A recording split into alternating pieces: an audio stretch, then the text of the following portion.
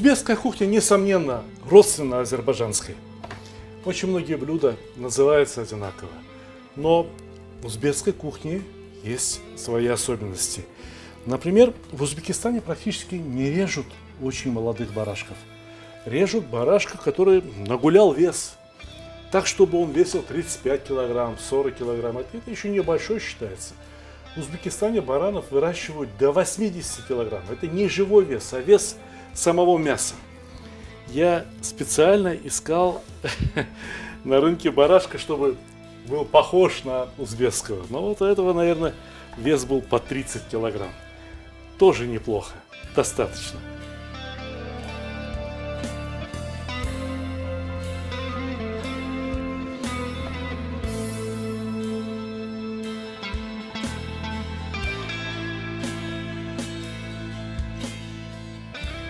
И сама нога здесь весит больше 3 килограмм.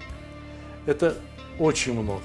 Для приготовления того блюда, которое я сегодня задумал, так много не надо, потому что я готовлю блюдо не праздничное, не свадебное, не чайханское. Вы знаете, что в Узбекистане в чайхане чай не только пьют, там еще и еду готовят и едят. Это, можно сказать, своеобразный мужской кулинарный клуб.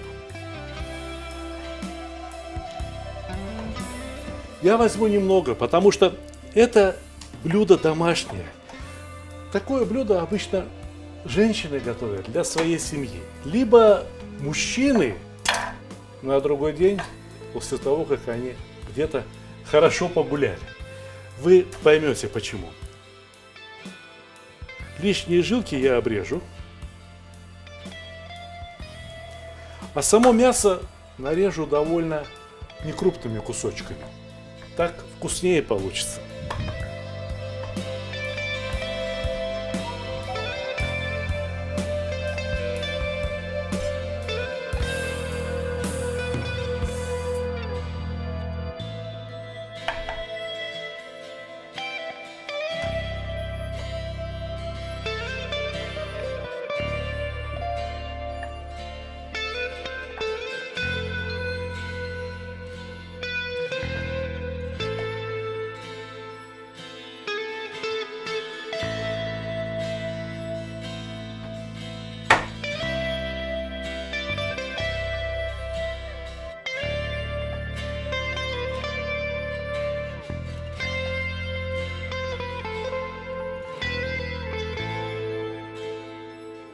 Вот из такого количества мяса в Узбекистане большую семью накормят. Да еще и гостям хватит. И здесь есть чему поучиться у узбекского народа. Если дома нет курдюка, либо вытопленного жира из него, то используют растительное масло. Используют часто очень хлопковое масло, но у меня есть немного хорошего курдючного жира. И я думаю, что примерно столько будет вполне достаточно. 2 кусочка. Примерно 2 столовые ложки жира.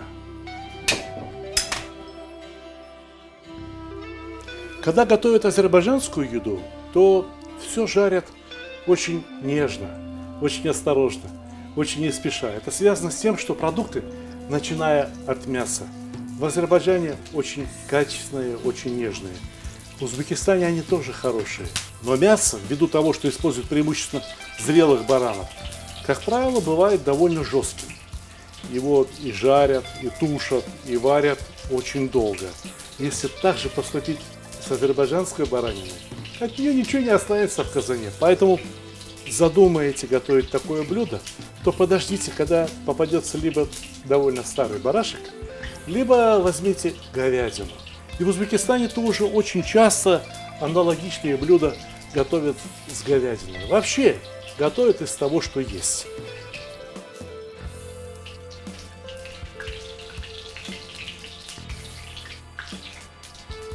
Сначала я обжариваю голяшку. Можно вообще обжарить косточку. Так необходимо для того, чтобы придать маслу либо жиру специфический вкус. Ну, а пока начинаю резать лук.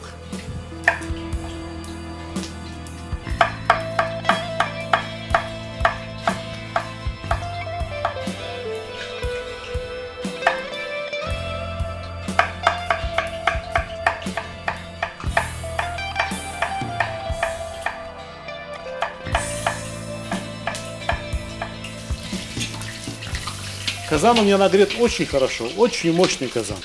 Минуту какую-то, и мясо уже становится красным. Но нам предстоит еще порезать и морковку, и чеснок, и помидоры.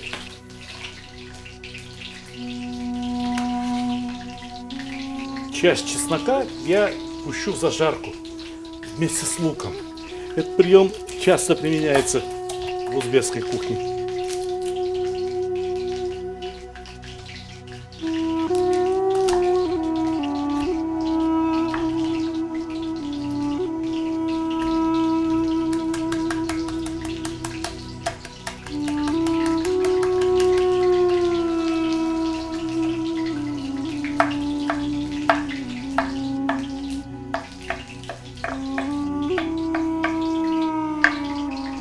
Кажется, косточка уже вполне обжарилась. Я по запаху чувствую. Отлично. Посмотрите, какая красная. Она своим вкусом, своим запахом и своим цветом украсит бульон. Потому что мы готовим, по сути дела, суп. Суп на основе каурмы. Вот если бы у нас была каурма, то мы очень сильно сэкономили бы время. Но сейчас в Узбекистане тоже так. Практически никто не держит дома готовую каурму, но все предпочитают пожарить мясо свежее. Слышите, как шипит казан? Понимаете, насколько он горячий? Видите? Какая-то минута, и мясо начинает светлеть. Еще через несколько минут оно, казалось бы, что уже почти что готовое. Но нет.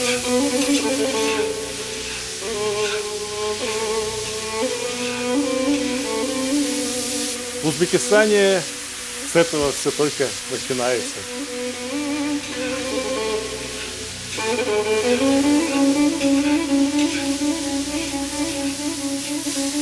Вкус жареного мяса образуется на его поверхности. Там, где оно контактирует с маслом, с жиром, с горячими стенками казана. Вот там, где мясо покраснело, там оно и получает своеобразный вкус жареного мяса. То, что мы порезали мясо мелко, увеличило площадь его поверхности. И поэтому вкуса жареного мяса в этом блюде будет больше, чем если бы мы порезали крупными кусками. Ну, конечно, крупными кусками красиво. Любой придет в гости и скажет: смотри, как они мясо много пожарили, какие куски крупные. Но в Узбекистане из того мяса, которое в Азербайджане положили бы на одно блюдо, приготовят 6 блюд. И одно будет лучше другого. Зато вот не пожалеют лук. Положат побольше лука, как положено.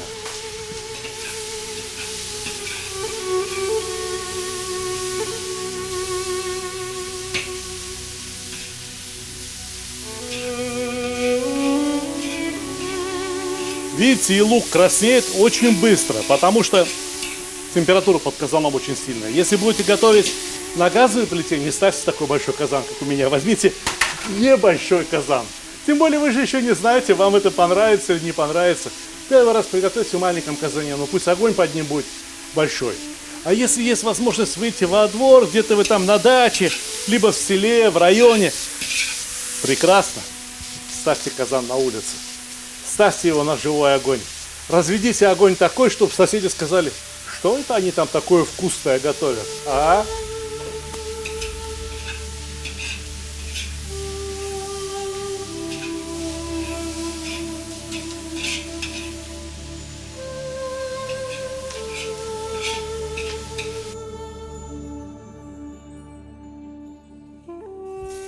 Когда лук обжарился, огонь из-под казана надо убрать. Либо по-другому. Вот этот первый этап приготовления на казане, если вы будете готовить на дровах, надо было готовить на некрупных щепках, как для самовара. Так, чтобы они вот 5 минут, 10 минут давали сильный огонь, а потом пускай остынут. Можно в казан даже стакан воды налить, и пусть мясо с луком постоит при низкой температуре, потомится.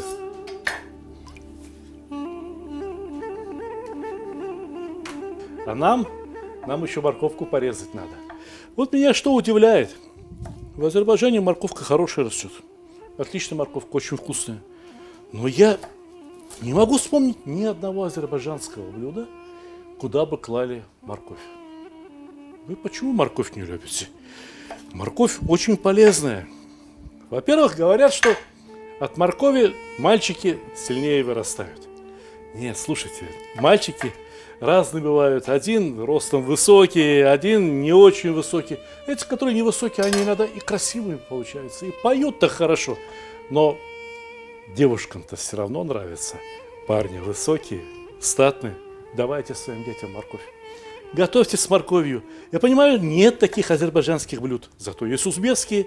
В узбекских блюдах какое блюдо не возьмешь, везде морковь кладут. Попробуйте. Попробуйте приготовить мастову, которую мы сегодня с вами готовим. Именно с морковью.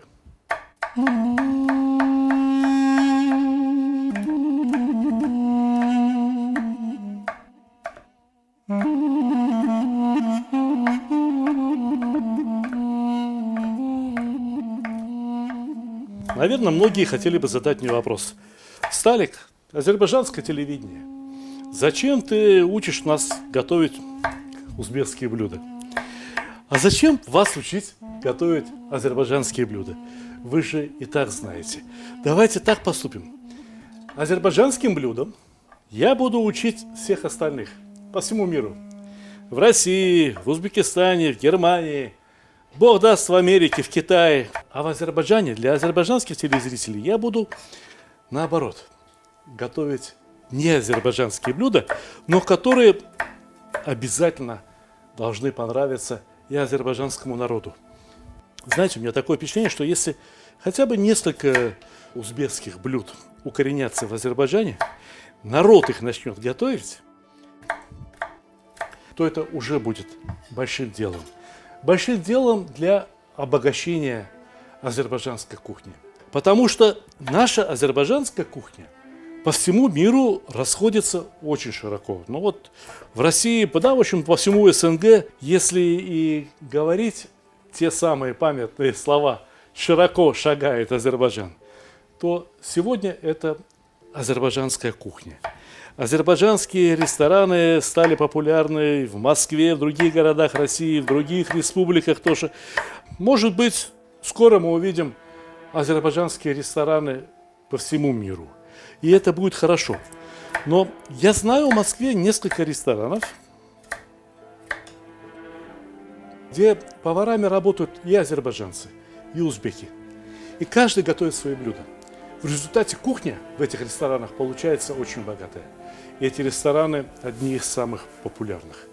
Вот я хочу, чтобы азербайджанские блюда научились готовить и в России, и в Узбекистане. А чтобы в Азербайджане научились готовить узбекские блюда. Тогда каждый из народов станет в 2 раза богаче. Понимаете? Понимаете, какая моя цель? Ну, а сейчас я в лук и мясо опускаю чеснок. Пусть хороший запах даст.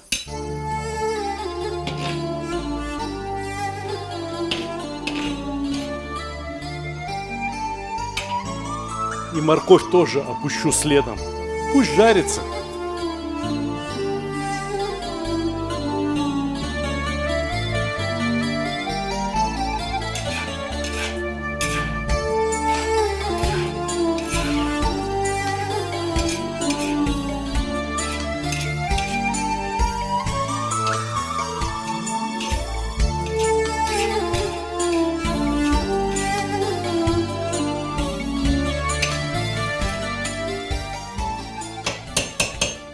Косточку, которую мы жарили с самого начала, голяшку, тоже можно вернуть обратно в казан.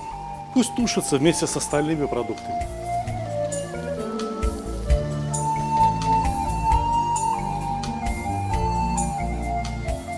Несколько штук помидоров тоже надо опустить в зажарку.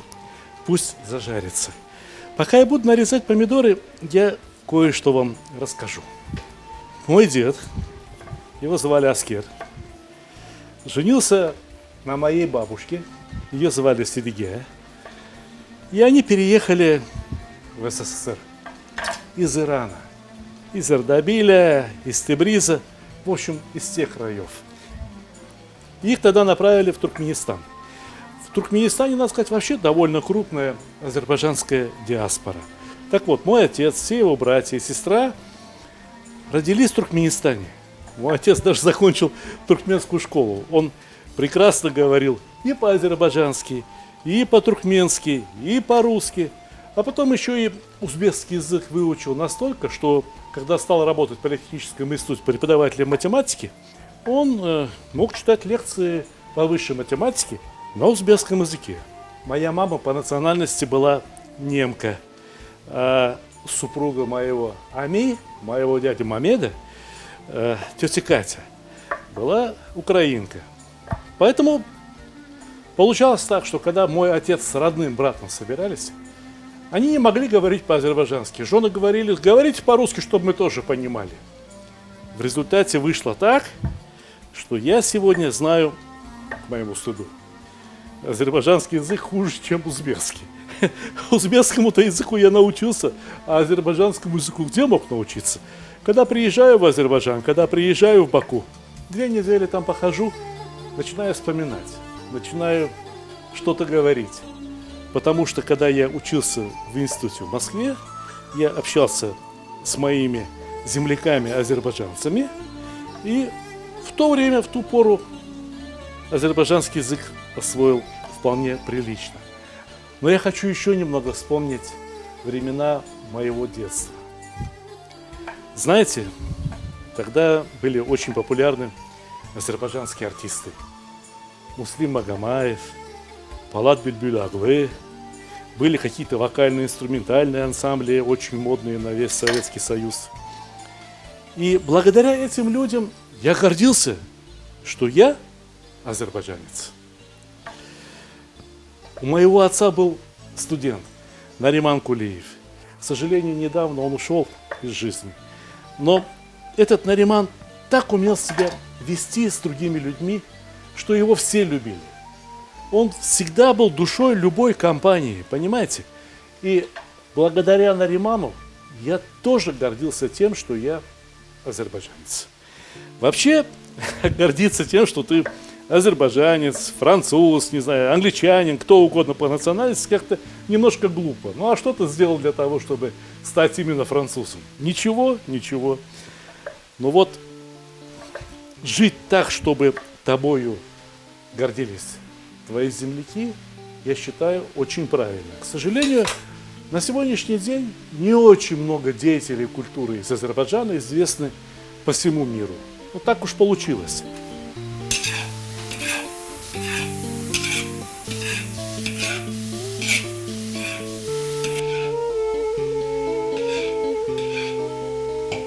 А вот азербайджанская кухня, благодаря хорошим азербайджанским поварам, порядочным людям, которые выращивают очень хорошие азербайджанские овощи, другие продукты, экспортируют их в Россию, Азербайджан приобретает кулинарную славу. И я считаю, что это очень хорошо. И я горжусь тем, что мои земляки умеют вырастить такие продукты, что мои земляки умеют завоевать и музыкальные, и гастрономические симпатии. А это очень хорошо. Потому что если ты хочешь, например, устроить праздник, что ты будешь делать?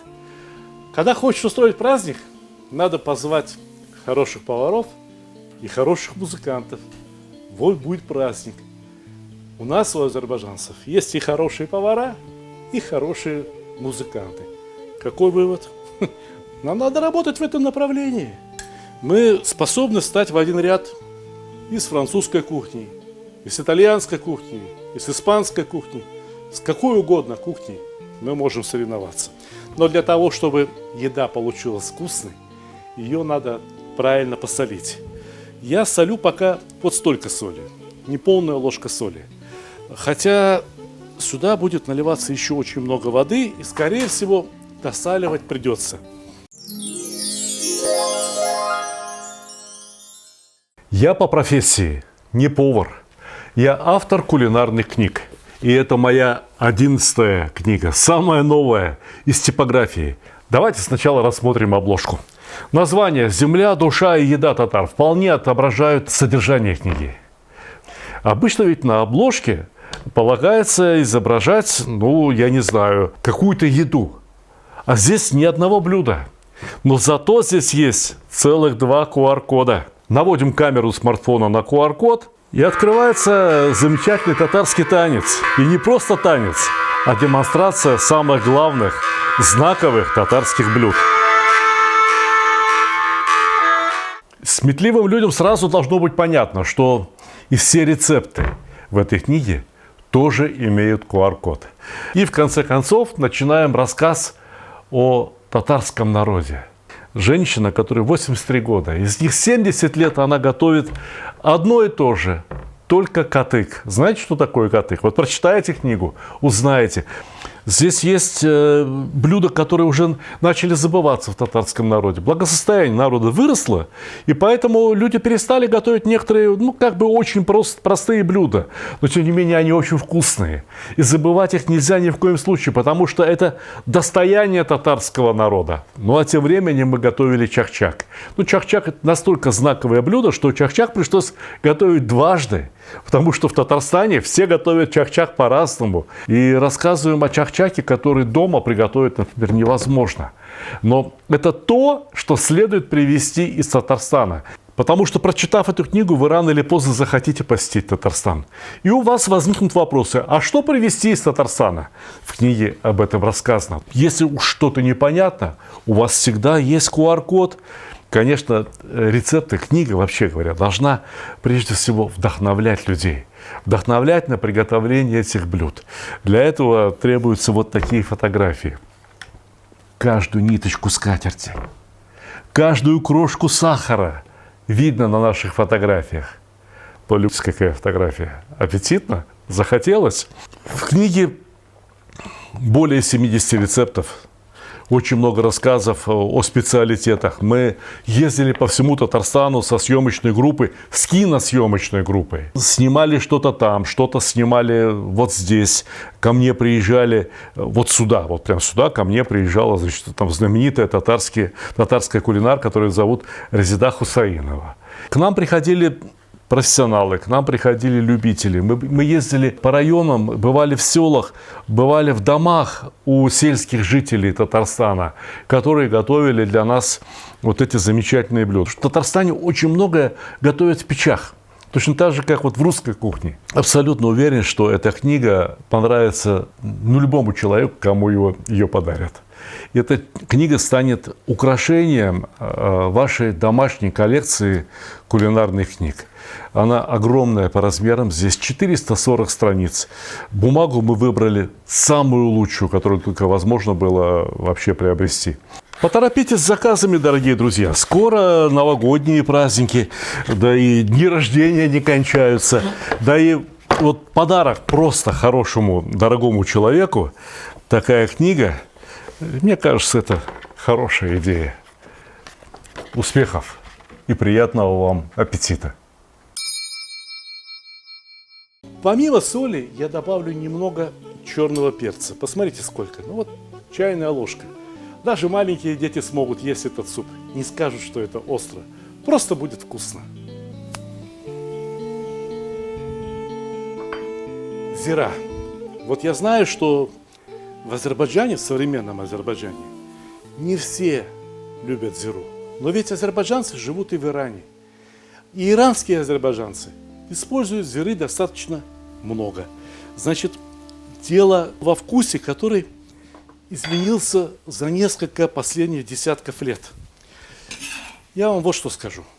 Если вы пока не очень любите зиру, по чуть-чуть добавляйте. Привыкайте. К хорошему надо привыкать постепенно. Вот еще должен предупредить, что отвыкнуть потом будет трудно. Потому что я зиру очень люблю.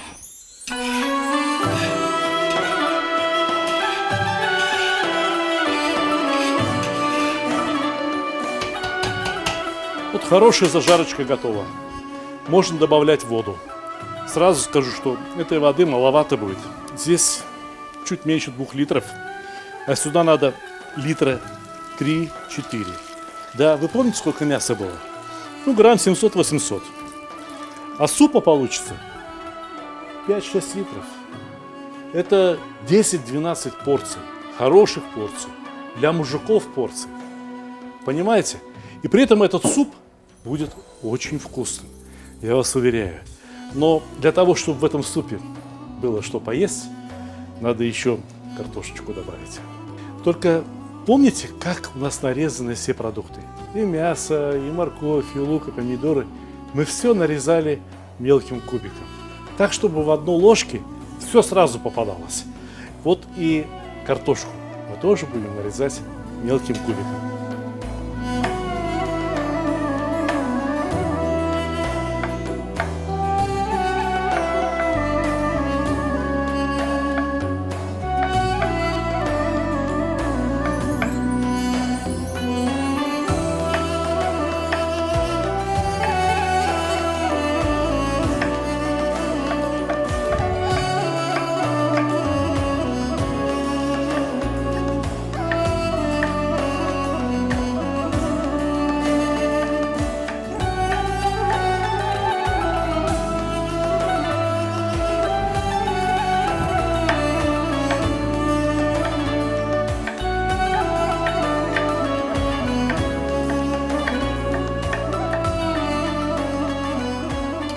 Вы помните, как жарилось мясо и лук на первом этапе? Казан аж звенел. Очень сильный огонь был. А вот теперь под казаном должен быть очень медленный огонь. Он кипеть должен еле-еле. Вот когда питье готовится, знаете, как кипит, да? Как пульс на руке. Точно так же и здесь сейчас. Один пузырек, два пузырька за несколько секунд поднимутся. Этого достаточно. Так и должен кипеть. Спокойно и достаточно долго. Хотя, честно сказать, это очень быстрый обед, очень быстрый суп. Его можно за 1 час приготовить. А если кто не торопится, хочет приготовить хорошо, ну пусть час покипит. В общей сложности 1,5 часа будет готовиться. Опускаем всю картошку и пусть варится. Если она разварится и выпустит крахмал, это очень хорошо, потому что в этот суп мы сейчас должны добавить еще один продукт, содержащий довольно много крахмала. Это рис. Я же вам говорил, что в это блюдо идут практически те же самые продукты, что и в плов. Поэтому я выбрал рис для плова «Националь». Он хорошо себя зарекомендовал. Это вкусный рис, достаточно крахмалистый, но при этом он подходит как в плов, а тем более уж такое блюдо, как мастова, отлично подойдет. Давайте посмотрим, каков этот рис. Для мастовы много риса не понадобится. Вот из этого я приготовлю еще или шавлю, или небольшой плов, или какую-то хорошую, вкусную молочную кашу. А пока посмотрите, какой этот рис. Весь до единого зернышка целый. Практически нет сечки. Очень чистый. С очень хорошим сладким запахом. Запах риса имеет огромное значение. Если он пахнет неприятно, это ничем не заглушишь и ничем не смоешь. Этот рис я замачивать не буду. Я его только ополосну и в казан. Помыли рис, и теперь его можно опускать в казан. Тоже пусть поварится, пусть разварится, пусть суп станет слегка густым, каким кисель обычно бывает.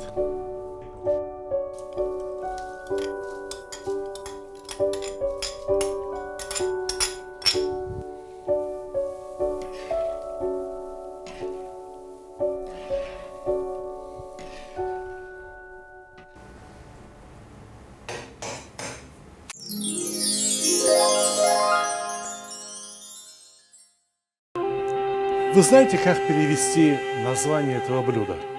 Мастова. Переводить его надо не с узбекского, а с фарси. Дело в том, что это блюдо, очевидно, появилось еще в те времена, когда практически все люди, населявшие Среднюю Азию, еще разговаривали и понимали фарси. Маст в переводе с фарси катык или йогурт. Ова – это от слова об, от слова вода. То есть вода с йогуртом.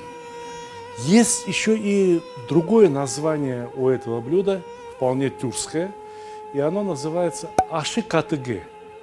Правда, этим названием в последнее время стали называть преимущественно другое блюдо, в которое помимо риса закладывается еще и бобы. А мастава готовится вот так. Но маст, то есть катык, йогурт, обязательно должен присутствовать на столе. Да еще и не просто так, а с чесноком и зеленью. Вот порезали от любой зелени, которая была дома. Здесь и кашниш, кориандр, здесь и рейхан, базилик, здесь укроп. Здесь есть практически любая зелень, которую обычно на стол ставят. Мы ее порезали и добавляем сюда чеснок. Я думаю, что 2 или 3 зубчика будет достаточно. Почему чеснок? Хотите знать? Дело в том, что в Узбекистане это блюдо очень часто готовят и по утрам. А вот когда на Кавказе хаш готовят, вот по этому же самому поводу готовят ош-катыгы, либо, как мы его называем, мастова.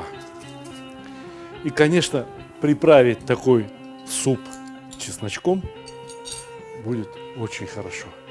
Очень полезно для здоровья.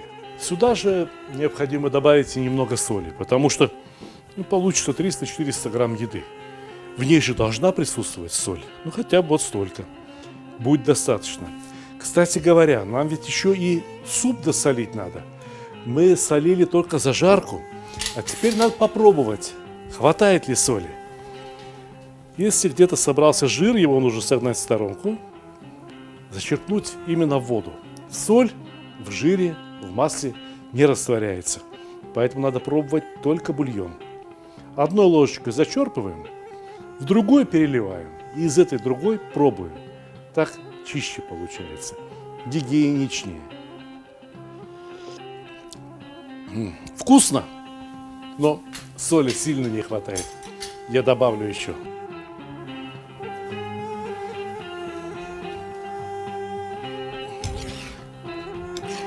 Посмотрите, какой суп. Я бы такой суп ребятам в армии давал. Настоящий аскер чорбасы.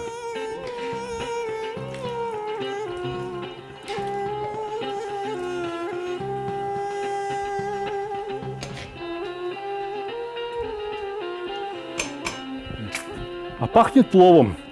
Пахнет хорошим узбекским пловом. Ну что, последний штрих. Приготавливаем заправку из катыка, из йогурта. Катык, конечно, взять надо хороший, плотный, погуще.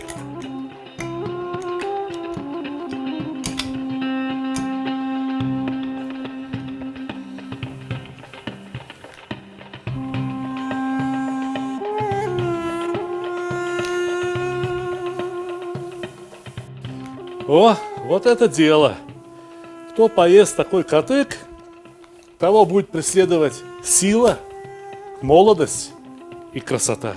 Слушайте, все витамины здесь. Ну что, попробуем, какой суп у нас получился.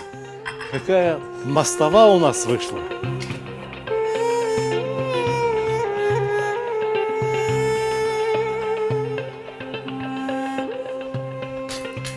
Ну вот, видите, кто сказал, что мало мяса?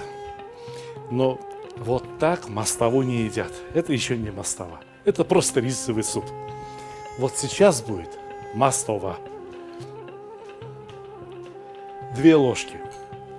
А тем, кому надо как-то согреться, кому надо вспотеть хорошо, положат сюда еще несколько ломтиков зеленого жгучего перца, свеженького. И будет хорошо. Но как по мне, так и вот так хорошо.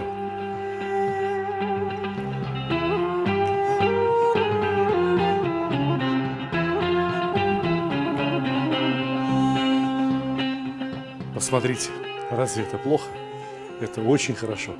Для того, чтобы эта еда принесла пользу здоровью, Обязательно надо есть с зеленью, с помидорами, огурцами и, конечно, с хлебом. Что за моду такую взяли? Все едят без хлеба. С хлебом надо кушать. Приятного аппетита!